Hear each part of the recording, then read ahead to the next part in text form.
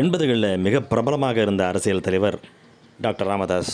இவர் என்ன பண்ணார்னா, இவரோட ஜாதியான வன்னியர்கள் அப்படிங்கிற ஜாதி, இது வட தமிழ்நாட்டில் கொஞ்சம் அதிகமாக இருக்கும், தென் தமிழ்நாட்டில் கம்மியாக இருக்கிற ஒரு ஜாதி. அந்த ஜாதியோடைய உணர்வுகளை தூண்டி விட்டு அதில் கொஞ்சம் மஞ்சள் குளித்தார்.